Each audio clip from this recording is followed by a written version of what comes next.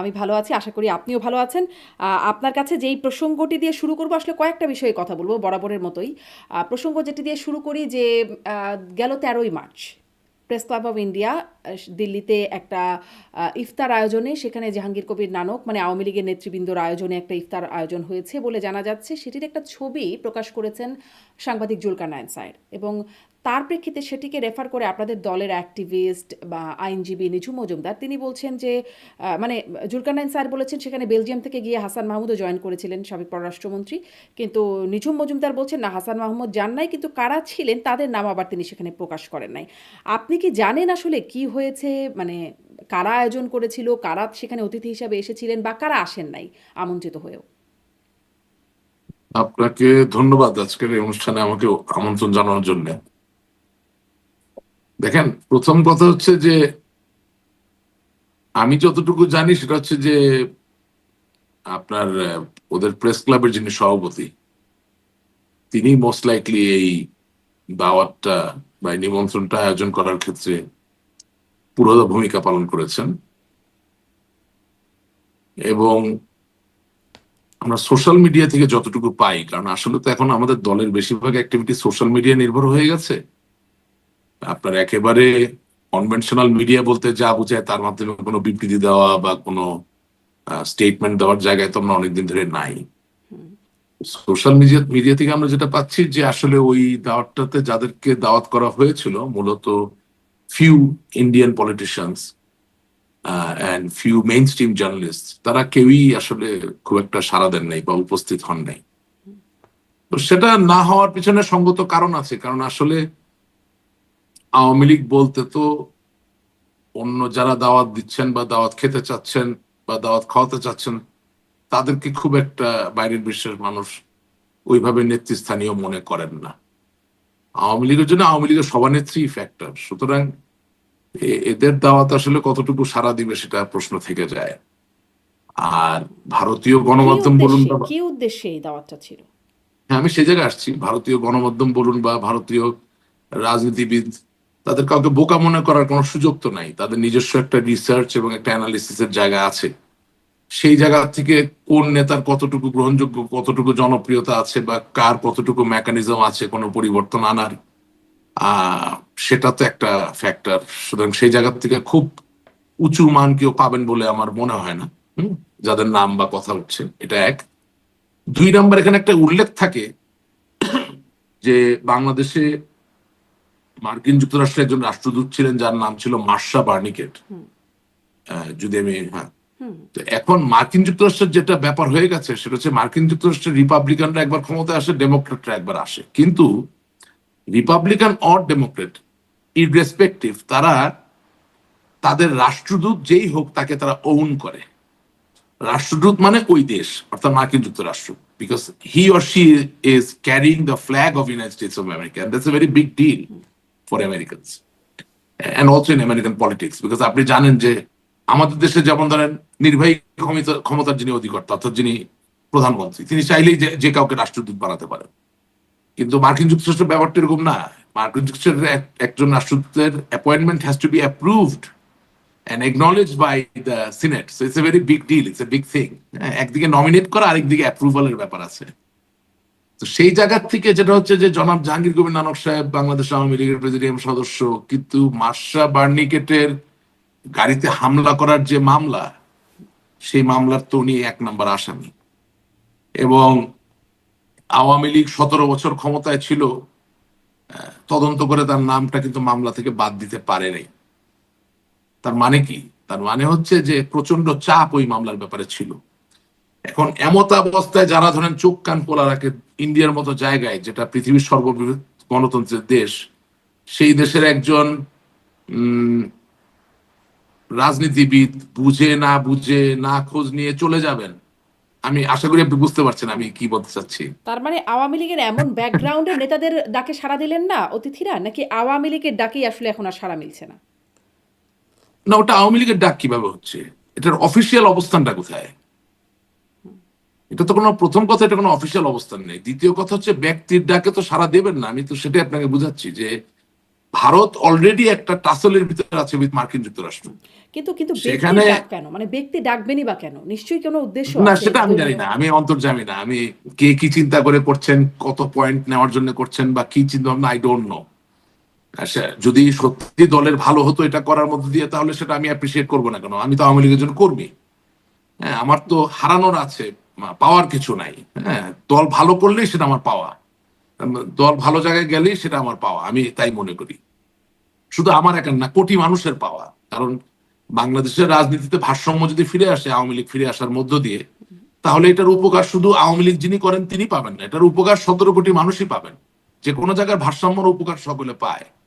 সমস্যাটা হয়ে যাচ্ছে যে আমরা যত নিবিড় ভাবে চিন্তা করতে চাই না, যাদেরকে আমরা দাওয়াত দিচ্ছি তারা তার থেকেও বেশি নিবিড় ভাবে চিন্তা করছে। এবং সমস্যা হচ্ছে যেই অতি ভারত নির্ভরতার যেই অতি ভারত নির্ভরতার উপরে ভিত্তি করে আমাদের কর্মকাণ্ডগুলো আমরা সাজানোর চেষ্টা করেছি, সেই জায়গাটা থেকে আমরা এখন আছি। Bharat with open arms they are trying to help the BNP government, the newly elected honorable prime minister. এখন সেই জায়গায় আপনার ভালো না লাগতে পারে, আমার ভালো না লাগতে পারে, কিন্তু আমাদেরকে তো মানিয়ে নিয়ে সামনে আমরা কি করব সেটা ঠিক করতে হবে। তো 12 ফেব্রুয়ারির আপনি বলছেন যে নির্বাচনের ভারত পরে ভারত এখন মানে আমি আসলে এই প্রসঙ্গের এখনো আসতে চাইনি, আগের প্রসঙ্গ শেষ হয় নাই, তবে এটা হারিয়ে যাবে বলে একটু প্রশ্নটা করে রাখি যে বলছেন ভারত এখন মানে নতুন ইলেক্টেড সরকারকে সহযোগিতা করছে পূর্ণ দমে। আহ, আমার গত অনুষ্ঠানে ছিলেন আওয়ামী লীগের সাবেক এমপি হাবিবে মিল্লাত, তিনি বলছেন যে ভারতের আশীর্বাদেই ক্ষমতায় গেছে বিএনপি। আপনিও কি এটার সাথে একমত পোষণ করবেন? আমি তো ওইভাবে কথা বলি না আসলে।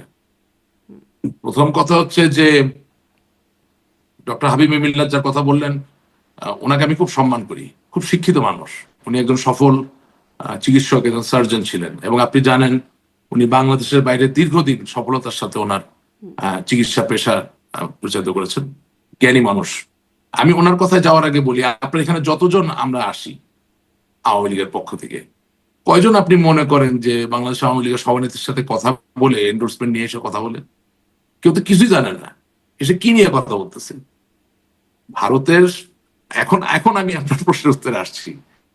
ভারতের সমর্থন নিয়ে এসেছি কি আসেনি, সেটা তো অনেক গভীর বিষয়। আমি একটু অগভীর জায়গায় কথা বলি। সেটা হচ্ছে যে আপনি বাংলাদেশের সাবেক প্রধানমন্ত্রী, বিএনপির চেয়ারপারসন, বর্তমান মাননীয় প্রধানমন্ত্রী মা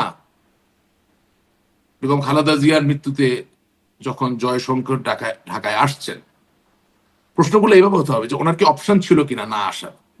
নিশ্চয়ই ছিল। ওনার জায়গায় উনি পররাষ্ট্র সচিব পর্যায়ের কাউকে পাঠাতে পারতেন। ওনাদের পররাষ্ট্র বিষয়ক যে সংসদীয় কমিটি, হ্যাঁ, যেটা সভাপতি আমাদের খুবই নাম করা একজন সাংসদ ভারতে, আহ ওনার নামটা হলো কি বলে, যাই ভুলে গেছি, মনে পড়লে বলবো, শশী থারুর। হ্যাঁ, তাকে পাঠাতে পারতেন। আপনি একসময় বাংলাদেশে যিনি রাষ্ট্রদূত ছিলেন হর্ষবর্ধন সিংলা, যিনি এখন রাজ্যসভার সদস্য, তাকে পাঠাতে পারতেন। অপশন গুলা কি কি ছিল? অনেক অপশন ছিল। বাট জয়শঙ্করজি নিজে আসার সিদ্ধান্ত নিলেন। এখন আপনি এটা খাতায় লিখে ফেলেন। 2 নাম্বার, ওনার সাথে প্রণয় বার্মা, সে যাওয়া আশা করছে। এরপরে আপনি ভারতের সংসদে বেগম খালেদা জিয়ার মানে জন্য শোক এটা প্রস্তাব একদম হচ্ছে। ওপেন যে ভারত সমর্থন হ্যাঁ, একরকম দিচ্ছে, কিন্তু না তাদের না, এভাবে না, তার এভাবে এভাবে আশীর্বাদে হবে না। আসছে, এটি কি? না, আমি একটা ভিন্ন আঙ্গিক দেওয়ার চেষ্টা করছি আপনার অনুষ্ঠানে, একদমই না। Hmm, it's a question of option. আমি আওয়ামী লীগকে ফেলে দিচ্ছি না, আমি কাউকে উপরে উঠেছি, আমি আপনাকে রিয়েলিটি গুলো বলতেছি।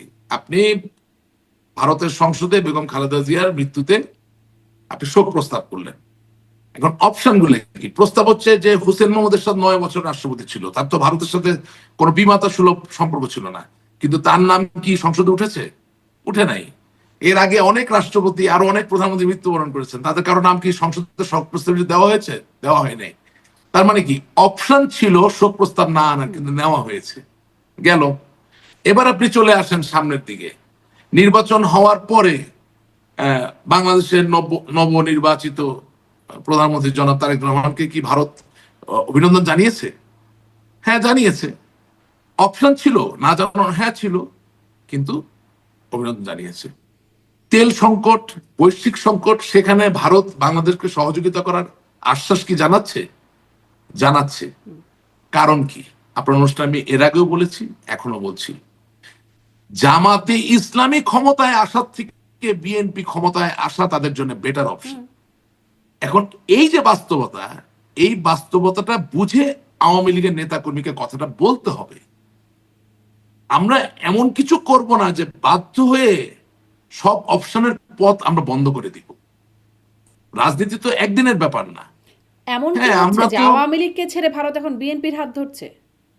না, আমি তো বলেছি এখানে ছেড়ে দেওয়ার তো কোনো বিষয় নেই, it's a question of option. ছেড়ে দেওয়ার কি হলো? আমি আমার বাসা থেকে বের হলাম, আমার বাসায় ডানেও যেতে পারি, গেট থেকে বামেও যেতে পারি। আমি দেখলাম ডান দিকের পথে জাম বেশি, আমি আপাতত সময় বাঁচানোর জন্য বাম দিকে গেলাম। এর মানে কি এই যে ডানের পথে আমি আর কোনোদিন যাব না? সুতরাং ছেড়ে দেওয়া এই ধরনের শব্দ তো আমি ইউজ করব না। আমি বলবো যে under the prevailing circumstances the best option that India has, they have all the moral and ethical right to choose the best option for their own people, for their own democracy. That's what they have done. তারা ওই কাজটাই করেছেন। এখন ধরেন হাবিব মিল্লাত uncle, আমি ওনাকে uncle বলি, খালু বলি, হ্যাঁ, খুবই বিনয়ী মানুষ, ভালো মানুষ। যদি সত্যি উনি আওয়ামী লীগের আগামী দিনের নেতৃত্বে টিকতে পারেন, তাহলে আমি মনে করি আওয়ামী লীগ কিছু একটা পাবে। প্রবলেমটা হচ্ছে যে উনি যখন এমপি ছিলেন তখন তো উনি সিরাজগঞ্জ আওয়ামী লীগের ভারপ্রাপ্ত সভাপতি ছিলেন, বা বোধহয় সভাপতি ছিলেন। একদিনের নোটিশে তো ওনাকে সভাপতি পদ থেকে উধাও করে দেওয়া হয়েছে। এখন আমি যেই চক্রটা বা যে সিন্ডিকেটটা দেখি যে আমাদের প্রাণ প্রিয় জননেত্রী শেখ হাসিনা, বঙ্গবন্ধুর কন্যা, আওয়ামী লীগকে যারা আসলে অন্ধকার ভাবে নিয়ন্ত্রণ এতদিন করেছেন, তারা তো এখনো আগের জায়গায় আছেন। তারা প্রথম সুযোগ পাওয়া মাত্র এই ডক্টর হাবিব মিল্লাতকে আবার ফেলে দিবে। বুঝলেন, এখানে তো অনেক ইকুয়েশন আছে। এখানে সৈয়দা সাজেদা চৌধুরী, হাবিব মিল্লাত সাহেবের শ্বশুর মানে ইঞ্জিনিয়ার মোশাররফ সাহেব, অর্থাৎ আমাদের সভানেত্রী জননেত্রী শেখ হাসিনার সাবেক বেআই সাহেব, হ্যাঁ, আপনার এদিকে আমাদের জাতীয় চার নেতার সন্তান, আমাদের নেতা মরহুম নাসিম সাহেবের এলাকার রাজনৈতিক একটা সমীকরণ, সেখানে আবার হাবিবুল্লাহ সাহেব সিরাজগঞ্জের কাজীপাড়ার কি বলে যে সিরাজগঞ্জের সেখানে এমপি, সবকিছু মিলিয়ে একটা পরিস্থিতি যেটাতে আসলে আবার আগের চর্চা যে আসবে না সেটা আপনি বুঝলেন কিভাবে? সেই আগের চর্চাতে বা আপনি যে বলছিলেন অন্ধকারে রাখা শেখ হাসিনাকে কারা রেখেছিল, কাদের কথা আপনি মিন করছেন? এটা তো বহুবার আপনার অনুষ্ঠানে বলেছি। কেন আমার কাদের চাচা রেখেছিলেন, এখনো রাখছেন। হ্যাঁ, কেন আপনি এই যে একটু আগে যারা ইফতারের আনায়ত ওনারা করেছেন, কেন করবেন না? আপনি একটা জিনিস আপনাকে চিন্তা করতে হবে, আহমেদ সফার একটা খুব দামি কথা আছে, বুঝলেন, এটা আমরা ভুলে গেছি, আমি বলতে চাই। আপনি মিছিল করলেন, মিটিং করলেন, does it solve your problem? No, it doesn't. কেন?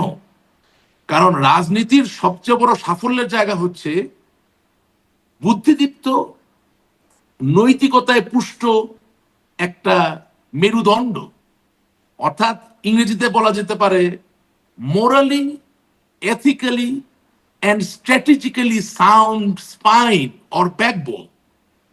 5ই আগস্ট 2024 সালের পরে আওয়ামী লীগের এই যে একটা নৈতিক এবং বুদ্ধিদীপ্ত আধ্যাত্মিক কমা, আতলামি নির্ভর বলতে পারেন, হ্যাঁ, আতেল নির্ভর, বুদ্ধিদীপ্ত নির্ভর যে মেরুদণ্ড বা যে নৈতিক জায়গাটা, যে spine, it has been totally shattered. আপনি এটা ঠিক না করে শুধু মেঠো স্লোগান দিয়ে আপনি কি পারবেন দাঁড়াতে? এটা কি হয়? আপনি একটা সামরিক বাহিনীর একটা অংশকে নিয়ে যখন কোনো যুদ্ধে যান, সেই যুদ্ধে যাওয়ার আগে তাদের যে কমান্ডার, তাদের যে জেনারেল, তাকে রীতিমতো তার সৈন্যবাহিনীকে উদ্বুদ্ধ করার জন্য ওই যুদ্ধের নৈতিকতা নিয়ে কথা বলতে হয়। জি, এখন আসলে সেই মেরুদণ্ড 2024 ঠিক সালের করার কোনো প্রক্রিয়া চলছে কিনা এই প্রসঙ্গটাতে আমি একটু কথা বলতে চাই আপনার সাথে। তবে এটা আপনি আরেকটু ওই প্রসঙ্গটা শেষ করি যে ওই যে প্রেস ক্লাব অফ ইন্ডিয়ার সেখানে যে আয়োজনটা হলো, হ্যাঁ, সেখানে একটা লুকোচুরি রকমের ভাব, যদিও প্রকাশ্যে একটা আয়োজন, প্রেস ক্লাব অফ ইন্ডিয়ায় আয়োজনটা হচ্ছে, কিন্তু এই জি, যে কারা ছিলেন সেটি বলা হচ্ছে না। বা এর আগেও আমি আমার অনুষ্ঠানে আওয়ামী লীগের নেতারা এসেছেন, আমি যিনি আসলে ফ্লপ হয়েছে এই জন্য বলছে না, শেখ প্রোগ্রাম হাসিনার সাথে, ফ্লপ, ধরেন শেখ হাসিনার প্রোগ্রাম সাথে, ফ্লপ। কেন আপনি বুঝতে পারেন program flop? Who authorized it you think? আপনাকে আমি বললাম কি, আমি তো অনেক কিছু ইঙ্গিত, সবকিছু তো মানে হয়েছে কি, আমার তো অলরেডি অনেক শত্রু। জিনিসটা হচ্ছে আমরা বাংলাদেশের ভালো চাই, আমরা আওয়ামী লীগের ভালো চাই। আমি আপনাকে বারবার একটা কথা বলেছি যে যে যত যায় কিছু বলুক, দিনের শেষে বাবা মা ভাই বোন সহ যে সংসার, ওটাই পৃথিবীর সবচেয়ে সুন্দর সংসার। তাই বলে কি একা মা কোনো সন্তানকে বড় করে না? করে তো। একা বাবা কোনো সন্তানকে বড় করে না? করে তো। অনেক ভাই বোনের তো বাবা মাও থাকে না, হয়তো এতিমখানা থেকেও তো অনেক সন্তান বড় হয়ে ওঠে, ভালো হয়ে ওঠে, হয়, কিন্তু সেটা কি সবচেয়ে সুন্দর? না। সবচেয়ে সুন্দর ছবিটা হচ্ছে বাবা মা ভাই বোন অ্যাজ এ ইউনিট, কারেক্ট? তো বাংলাদেশ তো একটা সুন্দর দেশ। সেই দেশে আওয়ামী লীগ থাকবে, সাথে আরো 10টা গণতান্ত্রিক দল থাকবে, তারা নির্বাচন করবে, একবার আওয়ামী লীগ ক্ষমতায় আসবে, মানুষ পছন্দ না করলে আরেকজন আসবে, এটাই তো সবচেয়ে সুন্দর চিত্র, কারেক্ট? এখন ঘটনা হচ্ছে যে আমরা কি রাজনীতির ওই জায়গায় আছি? আপনি যে বলছেন লুকোচুরি, লুকোচুরি হবে না কেন? এটা তো স্কোর করার জিনিস। চেষ্টা করতেছেন কিছু একটা না, কইরা তারপরে ধরুন দৃষ্টি আমি আরো আকর্ষণ কয়েকটা করার। বিষয় মিলিয়ে বলতে চাই। ধরেন মাঝে, মাঝেই শুনি, মানে অন্তত ২-১ বার তো শুনেইছি যে শেখ হাসিনার সাথে সরাসরি গিয়ে বৈঠক করছেন আওয়ামী শোনেন, লীগের আমি কয়েকজন আপনাকে বলি, নেতারা। আমি কিন্তু হাবিব তখন এমনি- আমি যারা আমি আমি বৈঠকে একটা, যাচ্ছেন আমার একটা তাদেরকে আমি অন্যায় জিজ্ঞাসা হবে করছি, প্রশ্নটা শেষ করি যে কি হলো বা কি উদ্দেশ্যে কথা হলো, কি কথা হলো, না। কেউ প্রকাশ করেন শোনেন, না।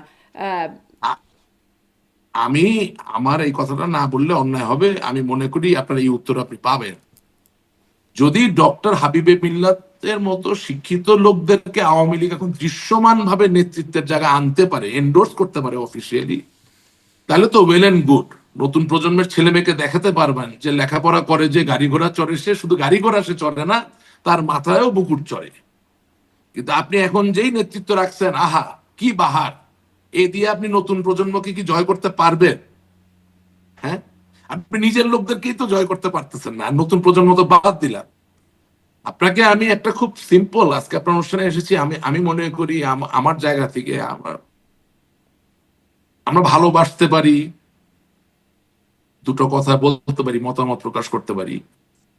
কেউ বুঝতে পারে, কেউ ভুল বুঝতে পারে, এটা তাদের ব্যাপার। I really don't care. আপনি একটা জিনিস চিন্তা করেন, আমাদেরকে সামনে এগোতে হবে। আমাদের বাইরে একটা অবস্থান আছে, আমরা পালিয়ে এসেছি অনেকে, রাইট? যাদের একটু লজ্জা শরম আছে তারা বলে পালিয়ে এসেছে, আর যাদের লজ্জা শরম নাই তারা বলে তারা নাকি স্থান পরিবর্তন করেছে, তারা পালায়নি।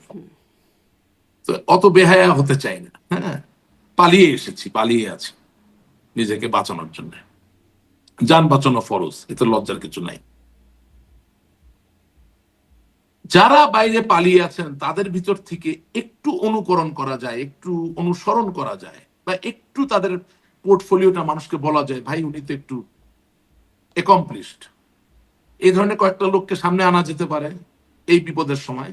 কারা তারা? এমন কে, কে আছেন? এই যে আপনার অনুষ্ঠানে আসে ডক্টর হাবিব মিল্লাত আসতে পারে, হুম, কেন আসবে না? হুম, অসুবিধা কোথায়? আপনার এখানে যদিও আমিন ভাই খুবই মানে টু ব্লাইন্ড, মানে এত বেশি তেল মারা আমি পছন্দ করি না, টু মাছ, অতিরিক্ত তেল ধরুন, বাট তারপর আমার মনে হয় ভদ্রলোক, শিক্ষিত মানুষ, ভদ্রলোক, ছাত্র রাজনীতি করেছেন। হ্যাঁ, আবার আপনি যদি ফিরে আসেন আপনার নিজের মাতৃভূমিতে, তাহলে আমাদের মাইনুদ্দিন হাসান চৌধুরী সাহেব, আমি কয়েকটা নাম বলছি, আমি কাউকে বাদ দিয়ে উপর নিচে করছি না, যিনি ছাত্রলীগের সভাপতি ছিলেন, extremely educated, extremely knowledgeable, and he's not a conventionally charismatic person, but he has charisma. হুম। জ্ঞান এবং শিক্ষার নিজস্ব একটা ক্যারিজম্যাটিক ধার থাকে। সবসময় একদম অভিনয় কইরা আপনার কি বলে যে রবার্ট ডিনিরোর মতো করে ডেলিভারি দেওয়া লাগে না। when you are educated, when you are knowledgeable, when you say something, that itself is a charismatic delivery. আপনি মাননীয় হাসানকে প্রমোট করতে পারেন। আপনি ঢাকা বিশ্ববিদ্যালয়ের ভিসি ছিলেন Maksud Kamal sir, what does he have to lose? তার বড় ভাই শাহজাহান কামাল সাহেব নোয়াখালী ফেনী আওয়ামী লীগের সভাপতি ছিলেন, মুক্তিযোদ্ধা ছিলেন, তারা মুক্তিযোদ্ধা পরিবারের। আপনি তারা আওয়ামী লীগের মুখপাত্র করতে পারেন, করেন না, 2 দিনের জন্য করেন, তাও করেন, অসুবিধা কোথায়? He knows how to speak, he represents A fraternity. আপনি এই যে আমাদের কার্জন ভাই, আমি যেহেতু উনি শিক্ষক স্যারই বলবো, হাফিজুর রহমান কার্জন, হ্যাঁ, তাকে যে আপনি অ্যারেস্ট করে নিয়ে গেলেন এই যে পান্না সাহেবের সাথে, তারপরে এদের সাথে, তাদেরকে আপনি ভয় পাইতে দেখছেন? সে ভয় পায়? সে তো স্বাধীনতার সপক্ষে মানুষ, সে তো বঙ্গবন্ধুর মানুষ, সে তো আওয়ামী লীগকে সমর্থন করে। ওই আপনি কি প্রমোট করছেন তাদেরকে? এই ধরনের জামাল উদ্দিন স্যার, অনেকে বলতে পারে দুর্দান্ত সাহস, একটু পাগলাটে, তাতে কি? He is willing to take that risk. আপনি কি তারা জায়গা দিচ্ছেন? আমি জানি না কোন আন্তর্জাতিক সমীকরণ আপনি দিচ্ছেন না বা দিবেন না, বাট আমি তো এরকম ধরেন জিনাত হুদা আপা, ওনার স্বামী চান ভাই, ওনাকে নিয়ে অনেক কথাবার্তা আছে, বা উনি ভিসি ছিলেন, কতটা সফল ছিলেন মানছেন সেটা না, কিন্তু ডক্টর জিনাত হুদার পলিটিক্যাল কমিটমেন্ট নিয়ে কি আপনার কোনো প্রশ্ন আছে? তারা কি আসলে এই দায়িত্ব নিতে আগ্রহী এখন? আপনি তো প্রস্তাব করছেন। তারা নিতে আগ্রহী কিনা আমি জানি না, কিন্তু আপনি কি এক্সপ্লোর করেছেন? আচ্ছা, আপনি কি আচ্ছা। গবেষণাটা আপনার কাছে করেছেন? এটাই জানতে এবং চাচ্ছিলাম যে এবং আপনার কাছে কি মনে এবং হয় এবং একটু এই প্রশ্নটা এবং করতে চাই না না যে এই শুনেন, আমি নেতৃত্ব যাদেরকে আপনি বলছেন মেরুদণ্ডহীন বর্তমানে অবস্থায় আছে ৫ই আগস্টের পরে অন্তত, এই নেতৃত্বের মধ্য দিয়েই এখন আবার নতুন করে বাংলাদেশের রাজনীতিতে ফেরার একটা মানে নির্বাচনী রাজনীতিতে ফেরার একটা কৌশল কিনা এটা মানে কিচ্ছু শুনেন, বার সাবেক প্রধানমন্ত্রী কাউন্সিলের একটু শেষ করি জি আপনি ঠিকই বলছেন আমি আসলে ওদিকেই যাচ্ছি যে আইনজীবী ফোরাম থেকে শুরু করে স্থানীয় সংসদ নির্বাচন সবখানে অংশগ্রহণ করবে আওয়ামী লীগ এমনটি জানিয়েছেন আওয়ামী লীগ নেত্রী শেখ হাসিনা মানে এই নেতৃত্ব দিয়েই এই বিষয়গুলোতে তিনি এগোতে চান আপনার কাছে এই বিষয়ে কি মনে হয় আচ্ছা, আমি আগের কথাটা পুরো শেষ করতে পারি নাই, আপনার এখানে উত্তর পাবেন, আমি আসতেছি। আওয়ামী লীগ নাকি ফ্যাসিবাদী দল? আওয়ামী লীগ নাকি নিষিদ্ধ? তো নিষিদ্ধ দলে নিশ্চয়ই কোন একটা অপরাধ আছে। আওয়ামী লীগ কোন ফৌজদারি দণ্ডবিধির অধীনে জারিকৃত মামলার কত নম্বর আসামি আপনি জানেন? Do you know? Awami League Awami লীগকে দল হিসাবে কোন মামলায় অন্তর্ভুক্ত না করা আওয়ামী হয়েছে লীগ এবং তো কোনো কত মামলায় নাম্বার? আসামি হয়নি রাইট, তাহলে আপনি আওয়ামী লীগকে নিষিদ্ধ করলেন কিভাবে?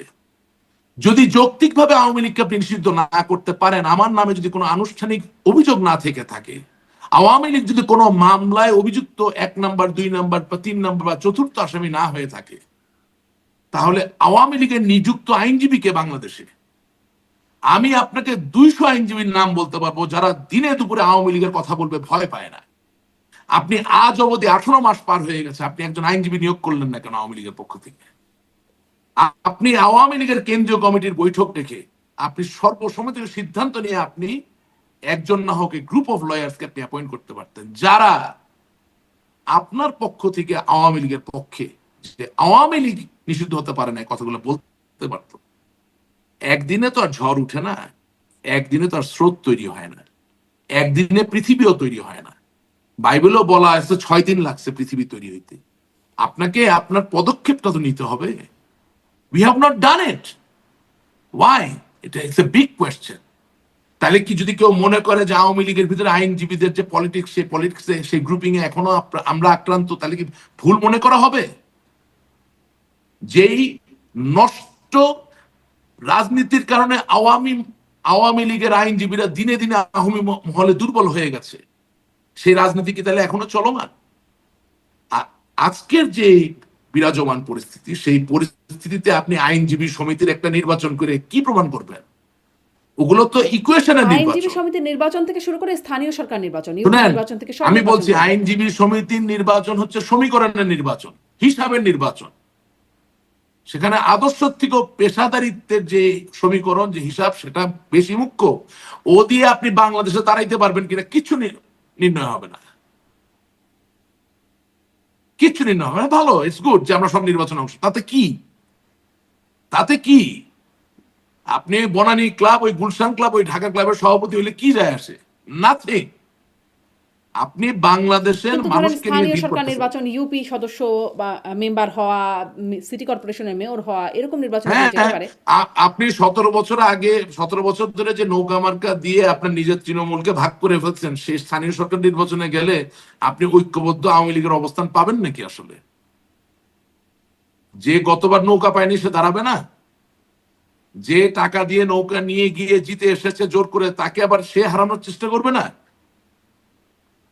যে এলাকায় যেতে পারছে না এই অসময় ওই সময় এই নৌকায়, অসময় না মানে না, দুঃসময় একটু নাকি একটু আবার প্লিজ, মিলে যায় একটু প্লিজ, একটু আপা, একটু প্লিজ। যিনি নৌকা নিয়ে জিতেছেন, যে তারপরে 24শে আগস্ট এই গণঅভ্যুত্থানের পরে আর এলাকায় যেতে পারছেন না, তিনি কি আপনি মনে করছেন আওয়ামী লীগের যিনি নিশ্ছিদ্র ভাবমূর্তি নিয়ে দাঁড়াচ্ছেন নৌকা ছাড়া, তাকে সহযোগিতা করবেন নাকি অন্য পক্ষকে সহযোগিতা করবেন? These are options, these are questions. আমি আপনাকে প্রশ্ন করছি আপনার অনুষ্ঠানের মাধ্যমে। আপনার এই অনুষ্ঠান লক্ষ লক্ষ মানুষ দেখে, আওয়ামী লীগের নেতা কর্মীরা দেখেন। 17 বছর আওয়ামী লীগের যে তৃণমূলের খবর হইল না, এখন শুধু তৃণমূল আর তৃণমূল, আহা, তারাও দেখবে, তারাও প্রশ্নগুলো করবে। আমি এটা বলতে বাধ্য হচ্ছি এই কারণে যে গত 5 আগস্ট 2024-এর পরে বহু সুযোগ আমাদের এসেছে ঘুরে দাঁড়ানো, বাট কি জানি অজানা কারণে আমরা ঘুরে দাঁড়াতে পারি বহু নাই। সুযোগ এসছে ঘুরে দাঁড়ানোর, কেমন? বহু সুযোগ এসেছিল। এই যে আপনাকে যেটা বলছি, দের আর পিপল, আপনার গত 1 বছর 8 মাস 6 মাস ধরে তো মানুষ দেখাচ্ছে যারা সাহস নিয়ে নামতে পারে। আপনাকে আমি কি বললাম যে মিছিলের দরকার, সমাবেশের দরকার, আহ, ঝটিকা অবস্থান কর্মসূচির দরকার, কিন্তু তার পিছনে একটা ইন্টেলেকচুয়াল ব্যাকবোন, সেটা তার থেকেও বেশি দরকার। এবং এই অবস্থায় আপনাকে যদি আমি প্রশ্ন করি, আপনার মাধ্যমে যদি প্রশ্ন করি, আওয়ামী লীগের সেকেন্ড টায়ারের কোন লোককে আপনি ইন্টেলেকচুয়াল মেরুদণ্ড বলবেন বাংলাদেশ আওয়ামী লীগের? নাম বলতে পারবেন না একটা। দের ইজ নো ওয়ান, একজন নাই। কিন্তু ওই জায়গা, ওই নেতৃত্ব দেওয়ার মতো লোক আওয়ামী লীগে আবার নাই, সেটাও সঠিক না। এখনো হাজার হাজার শত শত লোক আছে, কিন্তু আমরা ডিপ্লিট করছি। আচ্ছা, তার মানুষ মানে যখন সামনের গুলি খায়, নির্বাচনগুলোতে অংশগ্রহণ করলেও খুব আশাবাদী হওয়া কিছু আপনি দেখছেন না? একদমই না, একদমই না। ঠিক আছে, ইলেকশন তো আওয়ামী লীগ তো গণতন্ত্রমুখী দল, নির্বাচন আমাদের করতে হবে, নেত্রী নির্দেশ দিয়েছেন, নিশ্চয়ই করবেন, কেন করবেন না? কিন্তু এ দিয়ে আপনি খুব কিছু জয় করে ফেলবেন এটা মনে করার কারণ নাই, বরঞ্চ আচ্ছা, কিছু কিছু কিন্তু ক্ষেত্রে কিছু বিভক্তি কিছু আরো বাড়বে। কিছু কিছু জায়গায় আপনাদেরকে একটু শনি কাটছে কিনা বা কিছু কপাল খুলছে কিনা, যেমন ধরেন কোথাও কোথাও দেখা যাচ্ছে নিষিদ্ধ ঘোষিত সংগঠন ছাত্রলীগ তারা ইফতারের আয়োজন করছে, প্রকাশ্যে ইফতারের আয়োজন করছে। আওয়ামী লীগ নেতাদের অনেকের জামিন হচ্ছে, অনেক মানে অনেক না হলেও কয়েকটি অন্তত আওয়ামী লীগের অফিসের না, তালা খুলেছে। আওয়ামী না, লীগ কিছুটা প্রকাশ্যে আসতে পারছে। আপনার পরিসংখ্যান ভুল। জামিন হচ্ছে এবং জেল গেট থেকে আবার গ্রেপ্তার হচ্ছে, আপনার পরিসংখ্যান ভুল। জুলাই আগস্টের যে মামলাগুলো, সেগুলোতে জামিন হচ্ছে না, আপনার ভুল। হ্যাঁ, জুলাই আগস্টের পাশাপাশি সাপ্লিমেন্টারি অন্যান্য যে কেসগুলো দেওয়া হয়েছিল সেগুলোর জামিন হয়েছে কিছু। সেটা আবার আপনার প্রতিদিন খুব বেশি হলো 70 থেকে 80টা হাইকোর্টে জামিনের ফাইল মুভ করে। জামিনের আবেদন হলো 30,000, প্রতিদিন 70টা, কতদিন লাগবে? ওই লোক জামিন পাওয়ার পরে আবার ঘুরে আসার সময় হলো বই কি? এই হলো বাস্তবতা, দিস ইজ দ্য রিয়ালিটি। এবং একটা সামনে মাঝখানে দেখলাম না যে আর আইসিটির একজন আপনি আপনি প্রসিকিউটর। কষ্ট করে ইফতার খাওয়াইতেছেন, আরে বাবা তুই নিজে ইফতার কর বাপ। তোর বড় বড় নেতারা তো দামি টুপি পরে লন্ডনে আমেরিকা বসে ইফতার পার্টি দিতেছে, তুই অন্যরা ইফতার না করে তুই নিজে আগে ইফতারটা কর, আগে নিজে ইফতারটা কর। হ্যাঁ, ওই তেল মারার জন্য তুই ইফতার দিতেছস, নিজে ইফতার না খাই তুই 5টার ভিতরে আবার লাঠির বাড়ি খাবি, আবার জেলে যাবি। তুই আগে নিজে ইফতারটা কর বাপ। করার পরে ওই আমার মতো যে বিদেশে এসে খুব ভালো নামি দামি পদের ইফতার পার্টি করতেছে, তাদের বল ইফতার পাঠাইতে, তারপর ইফতারটা দে।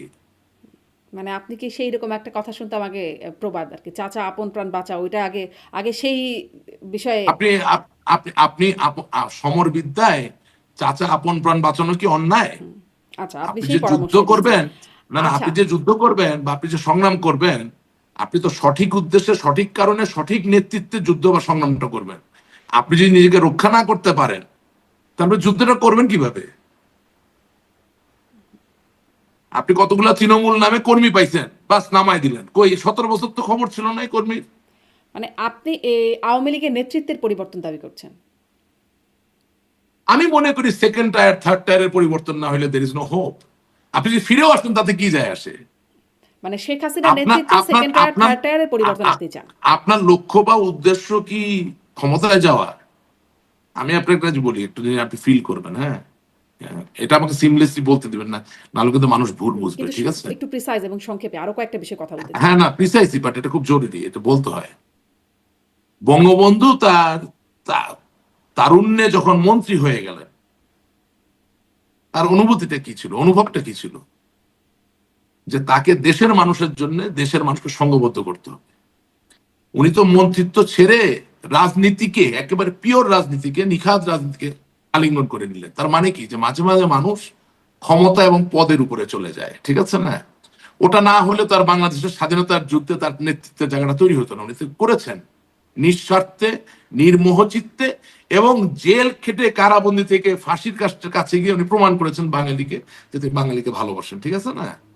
তো এখন ধরেন বঙ্গবন্ধু কন্যা জননেত্রী শেখ হাসিনা, উনি প্রথমবার যখন প্রধানমন্ত্রী হলেন তখন ব্যাপারটা প্রধানমন্ত্রী পর্যন্তই ছিল। বেগম খালেদা জিয়া, মেজর জেনারেল জিয়া রহমান, তাকে হত্যা করার পরে উনি যখন প্রথমবার প্রধানমন্ত্রী হলেন তখন ব্যাপারটা প্রধানমন্ত্রী কিন্তু ছিল। কিন্তু যখন জননেত্রী শেখ হাসিনা প্রথমবারের পরে দ্বিতীয়বার প্রধানমন্ত্রী হলেন, তখন কিন্তু উনি প্রধানমন্ত্রীর উপরে চলে যাওয়ার কথা। তার মানে দেশ, জাতি। তাহলে দেশ এবং জাতি হওয়া মানে হচ্ছে আওয়ামী লীগটাকে তো লাগবে, কারণ আওয়ামী লীগটা তো একটা আদর্শ বহন করে। বেগম খালেদা জিয়া দ্বিতীয়বার যখন প্রধানমন্ত্রী হলেন, তখন তার প্রধানমন্ত্রিত্বের উপরে চলে যাওয়ার কথা। কেন? কারণ ওই যে দলটা বিএনপি, যেটা কোটি মানুষ সমর্থন করে, তাহলে দেশ এবং জাতির ভালো করতে গেলে ওদের আদর্শের ধারক বাহকের নাম হচ্ছে BNP, Bangladesh national party, correct? এখন ওনাদের দুইজনের কে কতটুকু প্রধানমন্ত্রিত্বের উপরে যেতে পেরেছেন, সেটা জনগণ এবং সময় উত্তর দিবে। কিন্তু আপনাকে আমি বলতে চাচ্ছি যে আগামী দিনের যে রাজনীতি হবে, সেই রাজনীতিতে দেশের মানুষের জন্য আপনি যে উপরে উঠতে পারবেন, এই জায়গাটা যদি ঠিক না করতে পারেন, শুধুমাত্র যদি ক্ষমতা কেন্দ্রিক হন, তাহলে হ্যাঁ, হয়তোবা আপনি ক্ষমতায় যাবেন, হয়তোবা পতাকা উড়বে, অনেক কিছু হবে, দেশটার তো কিছু হবে না। কিন্তু আমি আসলে দেশটার তো প্রশ্নটা ভালো কিন্তু কিছু হবে আপনাকে না। করেছিলাম, আপনি কি তাহলে শেখ হাসিনার নেতৃত্বে দ্বিতীয় এবং তৃতীয় স্তরের নেতৃত্বের পরিবর্তন চান? মানে শীর্ষ নেতৃত্ব শেখ হাসিনায় থাকবে, তারপর নেতৃত্বে পরিবর্তন চান? আওয়ামী লীগের ঐক্য রাখার জন্য শেখ হাসিনার কোনো বিকল্প নাই। আপনি এটা দরকার হলে এডিটিং করে আরো 3-4 বার বলবেন, যেটা সত্য আমি মানে সেটাই তার বলতেছি। পুত্র সজীব অজয় জয় তিনিও না, দায়িত্বে আমরা থাকবেন? তো এখনো তো জয় ভাই আদৌ রাজনীতি করবেন কিনা এটা তো পরিষ্কার ভাবে কোথাও বলেন নাই। আমি তো যেটা বলেন না এটা আমি বলতে পারছি না। বাট আওয়ামী লীগের ঐক্য ধরে রাখার জন্য শেখ হাসিনা কি বলেন, কোনো বিকল্প নেই। বাট আওয়ামী লীগের যে তৃণমূল তৃণমূল করে করে আমরা মুখে ফেনা তুলে ফেলতেছি, যেটা রিয়েল তৃণমূল, যেটা চোখে দেখা যায় না, যাদের মনে অনেক দুঃখ আছে, ব্যথা আছে, তারাও চায় আওয়ামী লীগের এই দ্বিতীয় এবং তৃতীয় টায়ারে যারা আছে দে মাস্ট বি রিমুভ। আচ্ছা, স্পষ্ট। ওই জামিনের কথা বলছিলাম আপনার সাথে, ওইটা একটু আরেকটা বিষয় শুনতে চাই যে আইসিটির একজন প্রসিকিউটরের সম্প্রতি একটা ফোনালাপ লিক হয়েছে, যেখানে তিনি আওয়ামী লীগের একজন সাবেক এমপির জামিন করিয়ে দেবার জন্য 1 কোটি টাকা ঘুষ চাইছেন। মানে এরকম কি লেনদেন করতে হচ্ছে নেতাকর্মীদের? আচ্ছা, প্রথম কথা হচ্ছে যে আপনি যার কথা বলছেন তিনি আমার মামা, জনাব ফজলে করিম চৌধুরী। উনি রাউজানের এমপি ছিলেন আওয়ামী লীগ থেকে। আমি মামলার কাগজ যতটুকু পড়েছি, তাতে করে আসলে তাকে এই মামলার সাথে সন্নিবেশিত করার কোনো সুযোগ আছে বলে আমার মনে হয়নি। অফকোর্স আপনি যে কথোপকথন শুনেছেন এটা তো সত্য, টাকা তো চেয়েছে। এখন আইসিটির মামলায় যে টাকা পয়সার লেনদেন হতে পারে, তাহলে অবশ্যই এর থেকে লঘু যে মামলাগুলো আছে সেখানে তো নিশ্চয়ই টাকা পয়সার লেনদেন হচ্ছে। এবং হ্যাঁ, এটা তো সত্যি, যেমন ধরেন আমার নামে অনেক মামলা, আমার নাম সরিয়ে নেওয়ার জন্য তো আমাকে বাংলাদেশ থেকে ফোন করে বলা হয় যে আপনি এত টাকা দেন, আপনার নাম কাটিয়ে দিচ্ছি, আপনি এত টাকা দেন, আমরা এভিডেভিট করে দিচ্ছি। কারা রিয়েলিটি। বলছে টাকা চাইছে কারা? না, আমি তার আপনাকে নাম বলবো না কারা বলছে। কেন, হ্যাঁ, নাম বললে কি হবে? না, নাম বলবো না এই কারণে যে কিছু লোক আছে শুধুমাত্র অর্থ আয় করার জন্য হয়তো আমাকে ফোন করছে, আর কিছু লোক আছে যারা হয়তো সত্যি আমাকে সাহায্য করতে চায় বলেই সেই বন্দোবস্ত করে আমাকে ফোন করছে। সুতরাং আমি না বুঝে না শুনে কেন একজন মানুষকে বিপদে ফেলতে যাব? মানে হ্যাঁ, যারা বলছে একজন তারা কি আপনার দলীয় লোকই বলছে? হ্যাঁ, দলীয় লোক বলছে, দলের বাইরের লোকও বলছে, প্রশাসনের লোকও বলছে। কিন্তু আমি তো আই এম এ পলিটিশিয়ান, আমি রেসপন্সিবল পারসন। আমি তো কোনো কিছু না হওয়া পর্যন্ত আচ্ছা, আপনিও কি এই টাকা ঢালাও দিচ্ছেন ভাবে আমি মানে একটা মামলা কথা কিছু থেকে বলতে নাম পারবো না। কাটানো বা জামিন ইত্যাদি এক কিছু? টাকাও দিচ্ছি না, 1 টাকাও দিব না, প্রশ্নই আসে না। নেভার, কোনোদিন না, never, over my dead body, that's not going to happen. টাকা দিয়ে মামলা থেকে নিজের নাম মুক্ত করার মতো জায়গার আসে প্রমাণ নেই, এত সোজা না। No. আচ্ছা, কিন্তু টাকা দিয়ে নিশ্চয়ই অনেকে মুক্ত হচ্ছেন, এই জন্য নিশ্চয়ই টাকার হয়তো লেনদেন বা, চাইছেন। হ্যাঁ, আচ্ছা, অনেকে অনেকে আমাদের অনেক সাবেক মন্ত্রী আছেন, টাকা দিয়েছেন, দিয়ে এভিডেভিট আপনি হয়তো করিয়েছেন। দেশের বাইরে আছেন, ফলে আপনাকে দিতে হচ্ছেন। দেশে যারা আছেন তাদের তাদের ব্যাপারে কি জানেন কিনা না, যে দেশের বাইরে থাকলে কেন দিতে হবে না? মানে আমাকে আপনার তো তো একদিন তার দেশে ধরছে না, ফিরতে হবে। আপনাকে তার ধরতে পারবে না এখন। আমার নামে যদি রায় হয়ে যায় আমি তো জীবনে বাংলাদেশে ফিরতে পারবো না। আমার বাংলাদেশ ছাড়া কোথায় গতি আছে? আমার বাংলাদেশ ছাড়া যদি অন্য কোনো গতি থাকতো তাহলে আপনার প্রোগ্রাম করতাম কেন? মানে রায় হয়ে গেলেও এখন রায় বদলে যায়, বদলে গিয়ে আবার সেটা হতে পারে, সংসদেও চলে সেটা যায়। আরেক রায় বদলাতেও তো খরচ হয়, রায় বদলাতেও অনেক সময় খরচ হয়, সেটা তো আরেক জিনিস। আচ্ছা, কিন্তু ঠিক আছে। বাস্তবতা হচ্ছে তাহলে যে যারা আমাদের অন্তত অনেক আপনাকে মন্ত্রী, সেই অফারটা করছেন তারা বার্তা পেয়ে গেলেন যে আপনি আসলে টাকা দিবেন না। এটা না, তারা এখানকার আগেই তাদেরকে বার্তা আমি দিয়ে আচ্ছা, দিয়েছি। আচ্ছা। বাকিও যদি কেউ অফার করতে চায় সেই বার্তাটা নিয়ে নিলেন। একটু না, আসি এবারের। এখন এখন তারা কেউ অফার করবে না, যে কয়টা মামলা সে কয়টা মামলার অফার তো হয়ে গেছে। আচ্ছা, আ এখন যদি না আপনি আগামীকালকে একটা মামলা আমার নামে করেন আর কি, তাছাড়া বলো। আচ্ছা, আমরা একটু এই বিষয়ে আসতে চাই। নতুন সংসদ হলো, সেই বিষয়টা নিয়েও একটু কথা বলতে চাই। কেমন হলো এবং প্রধানমন্ত্রী তারেক রহমান তিনি কাজ করছেন দায়িত্ব নেবার পর থেকে তাঁকে কিভাবে দেখছেন? মানে আগে আপনার অনুষ্ঠানে মাঝে, মাঝে তারেক রহমানের কড়া সমালোচক আপনি ছিলেন। সেখানে তাকে উন্মাদ প্রায়ও বলতেন কখনো, কখনো। এখন কি আপনার মূল্যায়নটা একই রকম আছে? নাকি মনে হচ্ছে যে তার মানে আপনার মূল্যায়ন কি তাকে নিয়ে প্রধানমন্ত্রীর দায়িত্ব নেবার পর? না, আমি এই ধরনের কথা তো বলি নাই, তবে আমি হ্যাঁ, হ্যাঁ, বলেছেন। আমি একদম যে দেখেই যেসব বলছি। যেসব আজকেই দেখছিলাম। যেসব হ্যাঁ। যেসব যেসব কথা বলেছি সেগুলো আমি জানি আমি কি বলেছি। এবং আহ, সেটা তো আমি আওয়ামী লীগের কর্মী হিসাবে সেটা সত্য। বাংলাদেশের স্বাধীনতা যুদ্ধের প্রথম রাষ্ট্রপতি তো বঙ্গবন্ধু শেখ মুজিবুর রহমান, উপরাষ্ট্রপতি সৈয়দ নজরুল ইসলাম। এটা তো আর আপনি চেঞ্জ করতে পারছেন না, এটা সত্য। আহ একজন দেশের ভাবি প্রধানমন্ত্রী, তিনি তার আয়ের উৎস কি এটা জানতে চাওয়া বোধহয় খুব বড় কোনো অন্যায় না। এখন অফকোর্স একটা উত্তপ্ত বাক্য বিনিময় হয়ে যায় রাজনীতি করতে গেলে, টকশো করতে গেলে, সেখানে বাক বিতর্কিত হয়, যুক্তি হয়, সেটা আরেক জিনিস। বাট আমার মনে হয় না কোনো কবিরা গুনাহ করা হয়েছে। হাউএভার, না, আসলে বাট প্রশ্নটা বাট ছিল বাট সংলাপ বাট সমঝোতা সম্পর্কে। তখন আপনি এরকম বাট বলছিলেন যে বাট আমার তাদের এখানে সাথে সংলাপ আমার কিসের? হুম। হ্যাঁ, আমার এখানে সবচেয়ে বললাম তো যে আমরা তো পলিটিক্সটাকে এমন ভাবে বিপনাইজ করেছিলাম, এমন ভাবে একটা শত্রু ভাবাপন্ন পরিস্থিতি করে ফেলেছিলাম যে যেটার এখন খেসারত আমার থেকে তো যারা বাংলাদেশে আটকে আছে তাদের বেশি দিতে হচ্ছে। সামাজিক ভাবে আমরা এমন একটা জায়গায় চলে গেছিলাম যে এখন সামাজিক ভাবেও তো আপনি কোথাও ফোন করতে পারছেন না। আওয়ামী লীগের গ্রহণযোগ্যতা শূন্যের কোঠায় চলে গেছিল, বিকজ আমরা পোলারাইজ করে ফেলেছিলাম খুব বেশি, টু মাচ। মানে হয় কি, ধরেন আমি একই স্কুলে পড়ছি, আপনি একটা স্কুলে পড়ছেন, হ্যাঁ, সেখানে সবার বাবা মা একদল করে, সেটা কি হয়? কিন্তু স্কুলে পড়তে গেলে সেবা প্রকাশনীর মাসুদ রানা পড়বেন, সেবা প্রকাশনের কাউন্ট ড্রাকুলা পড়বেন, সেবা প্রকাশনের জিম করবেট পড়বেন, বইয়ের আদান প্রদান করবেন, বন্ধুত্ব তৈরি হবে, পিকনিকে যাবেন, আমসত্ত্ব খাবেন, ফুটবল খেলবেন, ভলিবল খেলবেন, ক্রিকেট খেলবেন, মারপিট করবেন, আড্ডা দিবেন। আহ, ওই সেবা প্রকাশনের বই নিয়ে শিক্ষক আপনাকে হাতে নাতে ধরে ফেলবে, একটু কানে ধরে দাঁড়াবেন, একটু মুরগি হবেন, হ্যাঁ, অনেক সময় আগের দিনে বেত মারা হতো, সেটাও হবে। সবকিছুর মধ্যে দিয়ে একটা দৃঢ় বন্ধুত্ব তৈরি হয়। আমরা এমন একটা জায়গায় চলে গিয়েছিলাম যে স্কুলের বন্ধুর সাথেও তো ইন্টারেক্ট করা যেত না। এমন ভাবে পলিটিক্স বিপনাইজড হয়ে গেছিল যে কোনো বিয়েটাও তো মানে খুব স্বাভাবিকভাবে যাওয়া যেত না, কার সাথে ছবি উঠলো, কার সাথে কথা। It was that kind of situation, where Bangali সব দেখতে মোটামুটি একই রকম, একই ভাষায় আমরা কথা বলি, হ্যাঁ, সমতল ভূমির দেশ। এটা তো হয়েছিল, সেটার তো এখন মাসুল আমরা দিচ্ছি। হ্যাঁ, ধরেন আমার বয়স যখন 10 বছর, 11 বছর, 12 বছর, আমি কি তখন ইয়ে বুঝি, মানে কি বলে যে আপনার দ্বিজাতি তত্ত্ব বুঝি? হ্যাঁ, আমি বুঝি। আমার মতো 12 বছর বয়সের অনেকে বুঝতো না। তো তাই বলে সে কি আমার বন্ধু হবে না? সে কি আমার প্রিয় সাদমান হবে না? সে কি আমার প্রিয় বাইজিদ হবে না? সে কি আমার প্রিয় জিল্লুর হবে না? হবে তো। কিন্তু পলিটিক্স করতে গিয়ে এমন একটা বিপনাইজ জায়গায় আমরা চলে গিয়েছিলাম যে একেবারে বাল্য বন্ধুকেও প্রকাশ্যে অনেক সময় হয়তো বা আপনাকে পরিত্যাগ করতে হতো। হ্যাঁ, এখন সেই জায়গা থেকে আপনি যদি চিন্তা করেন, দোজ ওয়ার ব্রেভ মিস্টেকস, আমি এটা অস্বীকার করি না। এখন আপনি যদি এখনকার সংসদের কথা বলেন, এটা আমি বলবো, অনেকে পছন্দ করবে না আমার কথা না, 17 বছর একটা জোকার, একটা সার্কাসই দেখছি আমরা। হ্যাঁ, ঠিক আছে না? তো এখন আমি তো বিএনপি করি না, বিএনপি করব না, কিন্তু মির্জা ফখরুল ইসলাম আলমগীর সাহেবকে আমি ভদ্রতা বাদ দিয়ে অন্য কোনো কিছু করতে এখনো দেখি নাই।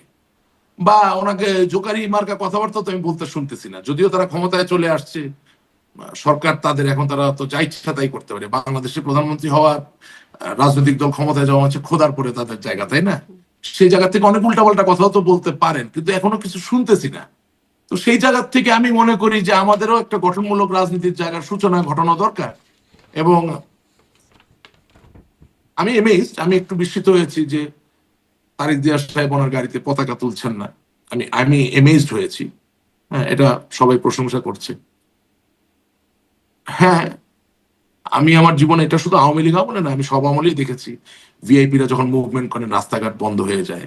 আমার সামনে অনেক সময় অ্যাম্বুলেন্সের সাইরেন বাজতে দেখেছি, কিন্তু হোসেন মোহাম্মদ এরশাদ সাহেব যাবেন, বেগম খালেদা জিয়া যাবেন, জননেত্রী শেখ হাসিনা যাবেন, তাদের যাওয়ার কারণে অ্যাম্বুলেন্সও দাঁড়িয়ে থাকতে দেখেছি, আপনাকে বলছি। তো সে বিএনপি করলো, সে যে এই প্রচলনটা করলো যে আমি রাস্তা আটকাবো না বা ট্রাফিক বন্ধ করবো না, আই থ্যাংক হিম, আমি তাকে ধন্যবাদ জানাই। বাংলাদেশের বেশিরভাগ মানুষ তাকে ধন্যবাদ জানায়। তবে এর সাথে এটাও বলতে চাই যে শুধুমাত্র আপনি পতাকা উড়ালেন না বা রাস্তায় ট্রাফিক নিয়ন্ত্রণ করলেন না আপনার মুভমেন্টের সময়, এর মধ্যেই তো আর আপনার দায়িত্ব সীমাবদ্ধ থাকবে না। আপনার উচিত আওয়ামী লীগের মতো একটা ঐতিহ্যবাহী দল যাতে গণতান্ত্রিক ভাবে অংশগ্রহণ করতে পারে এটা নিশ্চিত করা। কারণ আপনি যদি দাবি করেন যে আপনার দল বিএনপি স্বাধীনতার দল, আপনি যদি দাবি করেন যে আপনার বাবা একজন মুক্তিযোদ্ধা, তাহলে ওই মহান মুক্তিযুদ্ধের সংগঠক যে দল, ওই মহান মুক্তিযুদ্ধের সর্বাধিনায়ক যিনি ছিলেন বঙ্গবন্ধু শেখ মুজিবুর রহমান, এই স্মৃতি বা এই সত্যকে অস্বীকার করে আসলে দীর্ঘমেয়াদী ভাবে দীর্ঘস্থায়ী ভাবে কোনো আদর্শকে প্রতিষ্ঠিত করা সম্ভব না। আমি মনে করি না স্বাধীনতার যুদ্ধে আজকে যে নতুন সংসদ, সেই সংসদের যে মাননীয় স্পিকার মেজর হাফিজ বীর বিক্রম সাহেব, ওনার যুদ্ধ করা বা আওয়ামী লীগের কোন একজন মুক্তিযোদ্ধার যুদ্ধ করার ভিতরে কোনো সংঘর্ষ আছে, কোনো সাংঘর্ষিক অবস্থান আছে। সুতরাং ওই যে বললাম, যদি একজন প্রধানমন্ত্রী একবার নিজেকে মনে করেন যে তিনি প্রধানমন্ত্রিত্বের উপরে, টাকাটা শুধুমাত্র ওনার জন্য কাগজ, ক্ষমতাটা শুধুমাত্র ওনার জন্য একটা সুযোগ, তাহলে আপনি দেখবেন যে অনেক সমস্যারই সহজ সমাধান আমরা খুঁজে পাব। আর আওয়ামী লীগ করার জায়গা থেকে আমি মনে করি যে বাংলাদেশের যে কোনো সংকট আমাদের সকলের সংকট। সুতরাং ওই সংকটকে মোকাবেলা করার ক্ষেত্রে শকুনের দোয়া পড়ার মতো, যে যদি ওই সংকটেও পড়ে যায়, এই ধরনের কোনো চিন্তা ভাবনা পোষণ না করাটা আমি মনে করি as a statesman, as a leader, as a true politician and as a true patriot, that is our responsibility. মানে তারেক রহমান প্রসঙ্গে বলছিলেন তার যে মন্ত্রিসভা, তা সেটি আপনার কাছে কেমন কেমন মনে হলো? আপনার সাথে অনেকে আসলে আগে টক শো আপনার সাথে হ্যাঁ বসতেন, হ্যাঁ, বেশিরভাগ যারা আমার হ্যাঁ, সবাই মন্ত্রী হয়ে গেছে, অনেকেই মন্ত্রী হয়েছেন। এভরিবডি। হ্যাঁ, এবং সেখানে তাদের সাথে ওই যে আপনি বলছিলেন পলিটিক্সের অবস্থা এমন হয়েছিল, আপনারাও অনেক আক্রমণাত্মক হয়ে যেতেন। সেখানে আসলে তারা এখন অনেকেই মন্ত্রী হয়ে আছেন। সেটা নিয়ে আসলে আপনার কি আমি উপলব্ধি? তাদেরকে সাধুবাদ জানাই, আমি তাদেরকে শুভেচ্ছা জানাই। আমি আশা করি তাদের মাধ্যমে দেশের ভালো হবে, আমি বিশ্বাস করতে আপনি চাই। কোনো চমক পেয়েছেন মন্ত্রিসভায়? মানে ডক্টর খলিলুর রহমানকে নিয়ে অনেক আলোচনা হয়েছে যে তিনি কিভাবে মন্ত্রী না, হয়েছেন, তাকে নিয়ে। ডক্টর খলিল রহমান নিয়ে কেন আপনি এটা চমক হবে? ডক্টর খলিল রহমান তো সাবেক প্রধান বিচারপতি, সাবেক প্রধান উপদেষ্টা লতিফুর রহমান সাহেবের প্রাইভেট সেক্রেটারি, পিএস ছিলেন, প্রশাসনের থেকে নিয়োগকৃত পিএস ছিলেন। এবং তখন 2001 সালের যে নির্বাচন নিয়ে আওয়ামী লীগের পক্ষ থেকে অনেক অভিযোগ আছে, সেই নির্বাচনের ইঞ্জিনিয়ারিং এর সাথে ডক্টর খলিলুর রহমানের একটা সরাসরি সংযোগ থাকার কথাও তো শোনা যায়। আমি তো বুঝলাম না যে আপনারা ডক্টর খলিলুর রহমানের নিয়ে কি এই তত্ত্বাবধায়ক ডক্টর ইউনূসের সময় থেকে কথা বলা শুরু করলেন। মানে আওয়ামী লীগের নেতা কর্মীদের ডাটাবেজও এত দুর্বল হয়ে গেছে যে they don't even know from where he has come. আপনি এত আশ্চর্য হচ্ছেন কেন? সে তার বিএনপির মানে পররাষ্ট্রমন্ত্রী হবে। 2001 সালে বিএনপিকে ক্ষমতায় আনার পেছনে এই সম্পর্ক নিবিড়, এই ডক্টর সম্পর্ক খলিলুর রহমানের নিবিড়, ইঞ্জিনিয়ারিং সম্পর্কটা ছিল। আবার বলছি এটা নিবিড় সম্পর্ক। ইয়েস, কারণ এখন জামাত দাবি করছে এখনো খলিলুর রহমানের ইঞ্জিনিয়ারিং আছে বিএনপিকে ক্ষমতায় আনার পেছনে। আপনার অনুষ্ঠানে আমি এসে বলেছি ডক্টর ইউনূস নির্বাচন দিবে, বলি নাই? আপনার অনুষ্ঠানে আমি কি বলেছি? জামাত ক্ষমতায় আসবে না, বলি নাই? আপনি আপনি রাজনীতি করেন, কিন্তু আপনি শুধু নিজেকে নিয়ে চর্চা করবেন, অন্যকে নিয়ে চর্চা করবেন না, এটা তো হতে পারে না। আপনি এক একটা ক্রিটিক্যাল পার্সোনালিটির যদি এক একটা নেসেসারি পার্সোনালিটির যদি ডোসিয়ার মেনটেন করেন, যে তাকে নিয়ে একটু লেখাপড়া করেন, চিন্তা করেন, আপনি তো বুঝবেন কি হবে সামনে। আপনি খলিলুর রহমান সাহেবকে নিয়ে এত চিন্তা করতেছেন কেন? এটা কেন হিসাব মিলবে না? নিবিড় সুনিবিড় সম্পর্ক, দীর্ঘদিনের।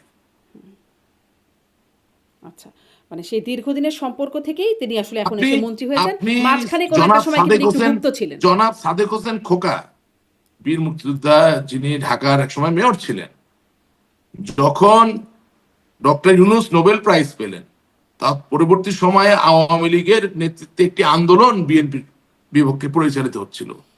সেই সময় থেকে নাগরিক সম্বর্ধনা থেকে শুরু করে ডক্টর মোহাম্মদ ইউনূসের ওই আন্দোলন প্রশমিত করার ক্ষেত্রে ওনার যে বার্তা উনি দিয়েছিলেন গণমাধ্যমের সামনে, সেগুলো বিশ্লেষণ করলেই তো আপনি পেয়ে যাবেন যে ইনক্লিনেশন টুয়ার্ডস হুইচ পার্টি। আমরা না বুঝে না শুনে লাফালাফি করে অনেক কথা বলেছি, অনেক অ্যান্টিসিপেশন, অনেক গল্প, বাট হিসাব মিলিয়ে আপনি এক দাবার বোর্ডে কাকে কোথায় বসাবেন এটা তো করেন নাই। তো আশ্চর্য হচ্ছেন কেন? জি, মানে 2001 সাল থেকে একটা হিসাব আপনি মিলাচ্ছিলেন। ধন্যবাদ। আমি আমি তার আগের থেকেও হিসাব মিলাচ্ছি, অফকোর্স এটার অনেক ব্রড একটা পার্সপেক্টিভ আছে, সেটা এই এক অনুষ্ঠানে বলা সম্ভব না। বাট কোনোদিন সুযোগ পাইলে আপনি আমাকে আবার ডাকেন, আমি বলবো আস্তে আস্তে। ব্যাপারটা হচ্ছে যে এখানে তো আপনি সমসাময়িক টপিক নিয়ে কথা বলছেন, সো খুব ফিলসফিক্যাল, আদর্শিক, খুব আন্ডারলাইং কারেন্ট, মানে যে স্রোত চোখে দেখা যায় না সেগুলোকে ঘিরে যে সম্পর্ক গড়ে ওঠে, সেটা নিয়ে আলাপ করার মতো কোনো আচ্ছা, অনুষ্ঠান কখনো তো আপনি এখন কখনো করতে পারছেন না। সুনির্দিষ্টভাবে খলিলুর রহমান প্রসঙ্গ আসলে আরো বিস্তারিত শুনবো, তবে এতটুকু আপনার কাছ থেকে না শুধু শুনলাম। খলিলুর রহমান কেন, মানে ওভারঅল, হ্যাঁ, ওভারঅল শুধু না খলিলুর না, রহমান কেন? কারণ এখনকার প্রশ্নটা তাকে নিয়েই ছিল, যে মন্ত্রী হিসেবে তাকে অনেকে চমকভাবে মনে করছেন। শেষ প্রশ্নটা করি একটু রাষ্ট্রপতিকে নিয়ে, সেটি নিয়ে কদিন ধরে খুব আলোচনা হয়ে গেল, আপনার কাছে এজন্যই খুব সামারি করে একটু শুনতে চাই। আপনাদের আমলের রাষ্ট্রপতি এখন আপনাদেরকে, মানে আপনাদের আমলকে ফ্যাসিস্ট আমল বলছে, এটা আপনাদের জন্য আসলে কেমন বার্তা? আচ্ছা, বঙ্গবন্ধু কন্যা জননেত্রী শেখ হাসিনা দিল্লিতে চলে যাওয়ার পরে 3টা ফাংশনাল সাংবিধানিক পদ ছিল। মহামান্য রাষ্ট্রপতি জনাব শাহাবুদ্দিন, মাননীয় স্পিকার শিরিন শারমিন এবং ডেপুটি স্পিকার জনাব শামসুল টুকু। শামসুল হক টুকু সাহেব। ঠিক আছে, এখন আমি প্রথমেই বলি, জনাব শাহাবুদ্দিন এবং শিরিন শারমিন চৌধুরী দুজনকে আমি বলে দিলাম ইন্না লিল্লাহি ওয়া ইন্না ইলাইহি রাজিউন। বুঝলেন? এখন আপনি প্রশ্ন করতে পারেন যে কেন? রাজনৈতিক ব্যক্তি যখন রাজনৈতিক কাজে আসে না, তখন তার ইন্না লিল্লাহি ওয়া ইন্না ইলাইহি রাজিউন বলা ছাড়া আর কিছু থাকে না।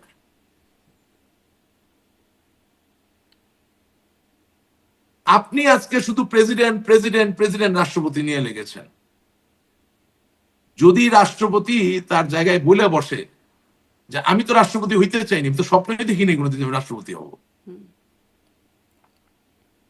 কি বলবেন? উনি যদি বলে বসেন যে আপনারা যখন দেশ ছেড়ে চলে গেলেন আমার একটু সাথে নিয়ে যাইতেন, এটার উত্তরে কি বলবেন? উনি যদি বলেন যে ইয়াজউদ্দিন রাষ্ট্রপতি ছিল, ইয়াজউদ্দিন যে বিএনপি তাকে রাষ্ট্রপতি বানিয়েছিল, সেই বিএনপির বিরুদ্ধে দুর্নীতিগ্রস্ত অপশাসনের বিএনপির শাসন থেকে দেশ আজ মুক্ত হইলে বক্তব্য দেয় নাই? স্মরণ করে দেখেন 111 সরকারের সময় যখন টেক ওভার করলো, দিয়েছে কিনা? আব্দুর রহমান বিশ্বাস বিএনপির রাষ্ট্রপতি যখন 96 সালে আওয়ামী লীগ সরকার গঠন করলো, তখন আওয়ামী লীগকে অভিনন্দন জানিয়ে বক্তব্য দেন নাই? মানে অভিনন্দন জানিয়ে বক্তব্য দেয়া এক, আর একটা হচ্ছে ওই পুরো আমলটাকে ফ্যাসিস্ট আমল বলে ফেলা। না না না, আমি বলছি যে প্রতিটা জিনিসের তীব্রতা তো দিন দিন বাড়ছে। নিষ্ঠুরতা, নৃশংসতা, অত্যাচার, লাঞ্ছনার তীব্রতা তো পারে না? ধানমন্ডি 32 নাম্বার তো নিজস্ব কোনো প্রাণ ছিল না, সেটা তো ইতিহাসকে বহন করে, বঙ্গবন্ধুর বাড়ি। তারে ভাঙলে আপনি কি জয় করলেন? কিন্তু ভাঙলেন না। এখন এই রাষ্ট্রপতি একা মানুষ, দলে নাই আওয়ামী লীগ, রাস্তায় নাই আওয়ামী লীগ, কোথাও কোনো নেতা কর্মী খুঁজে পাচ্ছে না। ওনার শরীরের কোন অঙ্গের সাথে অস্ত্র ঠেকায় কি ওনাকে বলছে আপনি জানেন কিভাবে? উনি যে বাংলাদেশ জিন্দাবাদ বইলে মানে টিকে গেছে, উনি তো দোয়া মানে করতেছে আপনি আল্লাহর মনে কাছে, করছেন যে আল্লাহ তিনি বাঁচাইছো। অস্ত্রের মুখে বাংলাদেশ জিন্দাবাদ বলেছেন? এমনটা হতে পারে? বলতে পারেন, আমি তো সেটা জানি না। আমি আপনাকে বলছি যে আপনি তো ওনার পাশে নাই, আমি তো ওনার পাশে নাই, আমি নিজের ঘাড়ে নিয়ে বলছি, আমি তো পালিয়ে গেছি। আমি পালানোর সময় তো বলি নাই যে মহামান্য রাষ্ট্রপতি আপনি আমার সাথে আসেন। আমি যে একটা স্পিকার বানাইছিলাম, ওই যে বললাম দুজনকে ইন্না লিল্লাহি বলছি না, কেন বলছি আপনার বুঝতে হবে। কারণ শিরিন শারমিন চৌধুরীকে আপনি স্পিকার বানিয়েছেন সরাসরি ভোটে নির্বাচিত সংসদ সদস্যদের স্পিকার, অভিভাবক হওয়ার জন্য, যেখানে তিনি নিজেই ছিলেন সংরক্ষিত আসনের। তাহলে নিশ্চয়ই কোনো কারণে বানিয়েছেন। স্পিকার হবে কে? যে সংকটকে মোকাবেলা করতে পারে। নোয়াখালী তার বাড়ি, সেখান থেকে নিয়ে রংপুরের মানুষের ওখানে আপনি আর কোনো নেতা পান নাই, পীরগঞ্জ থেকে ওনাকে এমপি বানিয়ে দিচ্ছেন, ভালো কথা। তাহলে সংকট যখন আসলো, উনি যদি 2রা সেপ্টেম্বর 2024 সাল রিজাইন করতে পারেন, ডেইলি স্টারে নিউজ আছে, প্রথম আলো জানেন, তাইলে রাষ্ট্রপতি কি দোষ করলো? সংবিধান কি শুধু একজনের দায়িত্ব মেনটেন করা? বরঞ্চ যারা আপনি ডেপুটি স্পিকার হিসেবে রাখছেন তাকে তো মাইক থাপ্পড় সব দেওয়া হয়েছে, কিন্তু সে রিজাইন করে নাই। তাকে হাজার অত্যাচার করার পর সে রিজাইন করেনি। তার মানে কি? তার মানে আমি আপনার এই অনুষ্ঠানের মধ্যে বলতে চাচ্ছি যে পলিটিক্যালি প্রুভেন সোল ছাড়া যাদেরকে আপনি সংবিধান রক্ষা করার দায়িত্ব নাকি দিবেন, এরকম তারা যাকে রিজাইন করতে বলা হয়েছে তিনি রিজাইন করেছেন, যাকে আসলে সেরকম চাপ দেওয়া হয়নি তিনি করেন নাই, বিষয়টা কি এরকম নাকি? নো নো নো, মারাত্মক রকম মানে অত্যাচার সাবেক করা হয়েছে। প্রধানমন্ত্রীও তো শামসুল রিজাইন হক না করে চলে গেছেন বলে দাবি নো করেন। নো শামসুল হক টুকুর মারাত্মক চাপ দেওয়া হয়েছে, সে তো রিজাইন করে নাই। আপনি তো ধরতেই পারেন, আমি বলছি পলিটিক্যালি প্রুভেন যারা, রাজনৈতিক ভাবে যিনি প্রমাণিত, তারে আপনি যে জায়গা মতো রাখেন, সে তো ক্রাইসিসে ভাঙবে না, সে আপনার ফাইট করবে। আপনি 17 বছরে উল্টাপাল্টা লোক আমরা বসাইছি। আপনারা জানেন শিরীন শারমিন চৌধুরী কোথায়? মানে সংসদের প্রথম অধিবেশনে তারেক রহমান বলছেন যে না, উনি স্পিকার, রিজাইন ডেপুটি করে ভালো স্পিকার আছেন, উনি তারা রিজাইন করে ভালো আছেন। নিখোঁজ। হুম। প্রবলেমটা হচ্ছে যে উনি রিজাইন করছেন, সেই বিষয়ে আওয়ামী লীগের নেতা কর্মীদের কোনো রিয়াকশন নাই। যখন আমরা যেটা পাই হুজুগে লাফাই, লাফ দিয়া পড়লাম। আরে রাষ্ট্রপতি নিয়ে লাফাইতেছেন, আজকে যদি সংসদের স্পিকার বইলা বসতো আমি রিজাইন করবো না, তাহলে কি দাঁড়াইতো জিনিসটা আপনি মনে করেন? রাষ্ট্রপতি কি আছে? ওর কিছুই নাই, কোনো ক্ষমতাই নাই তার সাংবিধানিক, হি হ্যাজ নাথিং। আমার কথা হচ্ছে আমি কারো পক্ষে না বিপক্ষে না, আমার কথা হচ্ছে আপনি একটা জিনিস জানবেন, সেনাবাহিনীর অনেকে আবার আপনার এখানে আসে সাবেক, জিজ্ঞেস করবেন, সেনাবাহিনী বা পুলিশের কাউকে কখনো এককভাবে অস্ত্র ক্যারি করতে দেওয়া হয় না, বা কোনো অপারেশনে এককভাবে পাঠানো হয় না। কেন? It's a question of formation. তার মানে হলো যে আপনি একা যেমন অস্ত্র চালাবেন, ঠিক একইভাবে অস্ত্র রক্ষাও করতে হবে, কারণ আপনার অস্ত্র কেড়ে নিয়ে যদি আপনার উপর উল্টা চালায় তাহলে তো লাভ হলো না। তার মানে পৃথিবীর সব জায়গায় শক্তিটা আসে একটা ফরমেশন থেকে, এই জন্য শব্দ দল বা টিম এটা ঐতিহাসিক ভাবে এসেছে। তো সাংবিধানিক পদে যারা আছেন তারা তো একটা গ্রুপে অন্তর্গত, তারা একটা নিবিড় সম্পর্ক স্থাপন করে একসাথে কাজ করার কথা। এই সাংবিধানিক পদধারী ব্যক্তিরা প্রধানমন্ত্রী চলে যাওয়ার পরে কি হবে সংবিধানে তো লেখা নাই। সেই সময় তারা যদি আগেই একজন রিজাইন করে ফেলে, তাহলে আরেকজনের কাছ থেকে কি আশা করতেছেন আপনি? আমি পদ দিতে পারি বললেই পদ দিলাম। হ্যাঁ, আমি গ্রামাঞ্চল থেকে, আহ, এখন তো বেশি স্পেসিফিক বলা যাবে না, হ্যাঁ, উঠাই নিয়ে আসলাম, কি বলে, হাঁটুতে পড়া লুঙ্গি পরা ছেলে একটাকে এনে রাত্রেবেলা ওয়াইন খাওয়া শিখাই দিলাম, 1000 কোটি টাকা বানানো শিখাই দিলাম। Is this a political solution? এটা তো হয়েছে, এটা তো হয়েছে। কেন কিন্তু গ্রামাঞ্চল কথা হচ্ছে থেকে যে, আসলে ওয়াইন খাওয়া ছেলেকে, মানে গ্রামাঞ্চলে হাঁটুতে কি যেন না, বলছিলেন, আপনি আর ওটা সেরকম আমাকে না সেরকম থাক, ছেলেকে আনতে ওটা হবে কেন? শহরে এরকম ছেলের অভাব ছিল? না, ওরকম ছেলে না। আপনি আমি আমি বলতে চাচ্ছি গ্রাম থেকে আপনি মেধাবী ছেলেকে আনবেন, আচ্ছা। হুম। গ্রাম থেকে আপনি শিক্ষিত ছেলেকে আনবেন, জ্ঞানী ছেলেকে আনবেন, আদর্শবান ছেলেকে আনবেন। আনলেন তো আনলেন না, চোরকে আনলেন।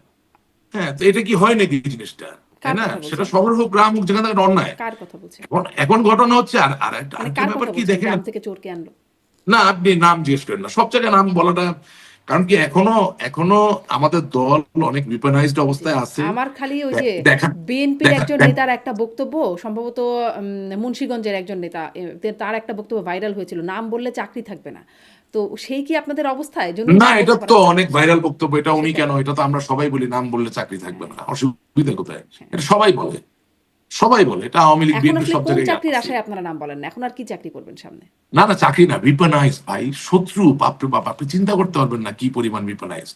আপনার এই অনুষ্ঠানে বঙ্গবন্ধু, শেখ হাসিনা, আওয়ামী লীগ, বাংলাদেশ ছাড়া তার অন্য কোনো আলাপ করছি না, কিন্তু আমি নির্মোহ ভাবে আলাপ করছি, রিয়েলিটি গুলা বলছি।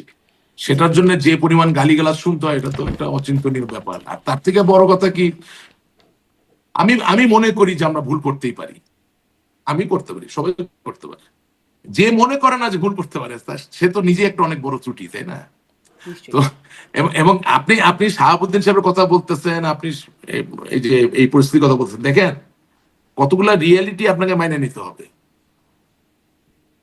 কিং চার্লস, যার মস্তক অলিভার ক্রমওয়েল ফেলে দিয়েছিলেন, এবং যাকে বলা হয় সমসাময়িক কালের গণতন্ত্রের পিতা, লর্ড অলিভার ক্রমওয়েল, আপনি হয়তো তার মূর্তি দেখেছেন ওয়েস্টমিনিস্টার অ্যাবির পাশে। হ্যাঁ, সে যে কিং চার্লসের এগেনস্টে গৃহযুদ্ধ পরিচালনা করলো, নেতৃত্ব দিল, তো যখন তার জয় জয়কার, তখন তারা পিছনে পড়লো কারা বলেন?